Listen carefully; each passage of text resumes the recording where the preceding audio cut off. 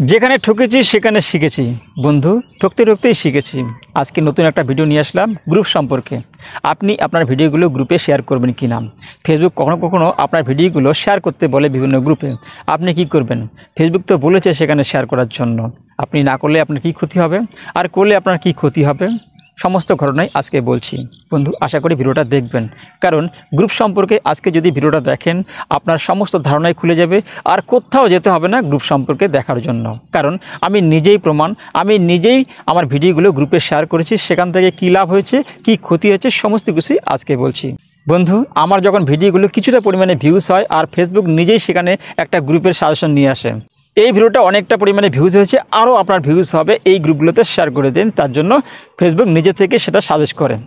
তো আমি ভাবলাম না, আমার তো ভিডিওটাতে মধ্যে অনেকটা ভিউজ হয়েছে, আরও ভিউজ আসবে, আমি যদি এই গ্রুপগুলোতে ভিডিও শেয়ার করি। দেখলাম সেখানে গিয়ে অনেক গ্রুপ, 10-12টা গ্রুপে আমি অ্যাড আছি। সেখানে মেম্বার আছে, কোনোটা 1.5 লাখ, কোনোটা 10 লাখ, কোনোটা 5 লাখ, কোনোটা 6 লাখ, এরকম করে মেম্বার আছে। আমি চিন্তা করলাম এই গ্রুপগুলোতে যদি আমি আমার ভিডিওগুলো দেই তাহলে অবশ্যই আমার ভিডিও র্যাঙ্ক করবে, অবশ্যই আমার ভিডিও কিন্তু অনেকটা সাজেস্টে যাবে, অনেকটা পরিমাণে ভিউজ হবে। আমি এই চিন্তা করলাম না, ফেসবুক যখন নিজেই বলেছে এখানে শেয়ার করার জন্য, বেস্ট আমি সেখানে গিয়ে ফেসবুক সাজেস্টকৃত গ্রুপগুলোতে আমি ভিডিওগুলো শেয়ার করে দিলাম। শেয়ার করার পর আমার কী লাভ হলো, যখন আমার ভিডিওটা চলতে চলতে একদম থেমে গিয়েছিল, সেই মুহূর্তে আমি কিন্তু গ্রুপগুলোতে গিয়ে ভিডিওগুলো শেয়ার করছি আরও কিছুটা পরিমাণে ভিউজ আসার জন্য। আমি এরকম একটা ভিডিও দিয়েছিলাম কিভাবে গ্রুপে শেয়ার করবেন। যখন আমি আমার ভিডিওগুলো শেয়ার করি ঠিক ওই মুহূর্তে কিন্তু আমি একটা ভিডিও দিয়েছিলাম। তো বন্ধু, আজকে কিন্তু নতুন কথা নিয়ে আসি, আপনি কি করবেন? বেস্ট আমি ভিউসের জন্য, এঙ্গেজমেন্টের জন্য আমি জানি আমার অনেক পরিমাণে ভিউজ হবে, কারণ অনেক বড় বড় গ্রুপ আমি যুক্ত আছি। সেখানে যদি আমার ভিডিওগুলো শেয়ার করি তাহলে কিন্তু আমার কিন্তু অনেকটা ভিউজ চলে আসবে। এই ভেবে আমি গ্রুপগুলোতে ভিডিওগুলো শেয়ার করে দিলাম। আর মনে মনে চিন্তা হয়েছিল, একটু ভয় হয়েছিল, না জানি কোনো সমস্যা হয় কি না। তো এই সম্পর্কে আরও বিস্তারিত জানলাম, না কোনো সমস্যা হবে না, তাহলে দেওয়াই ভালো। বেস্ট আমি কি করলাম, ভিডিওগুলো ছেড়ে দিলাম।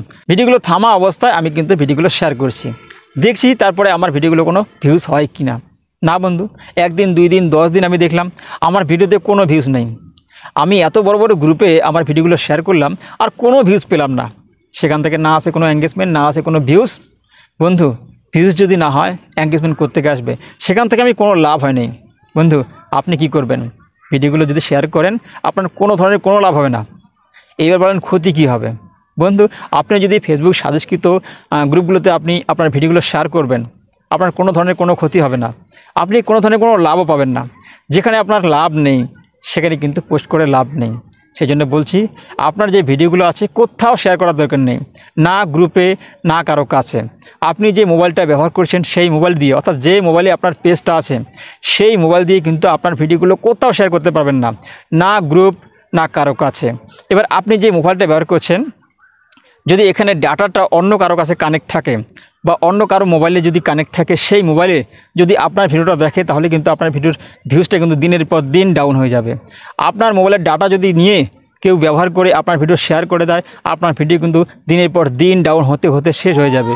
সেই জন্য বলছি সাবধান, আপনার ভিডিওগুলো কোথাও শেয়ার করার দরকার নেই। আপনার ডাটা যেখানে কানেক্ট আছে সেখান থেকেও আপনি ভিডিওগুলো দেখবেন না, এবং সেই ভিডিওগুলো কিন্তু আপনি শেয়ারও করবেন না। বন্ধু, আশা করি বোঝাতে পেরেছি। গ্রুপ সম্পর্কে ধারণা কিন্তু আজকেই শেষ, এইটাই কিন্তু আমার বাস্তব অভিজ্ঞতা।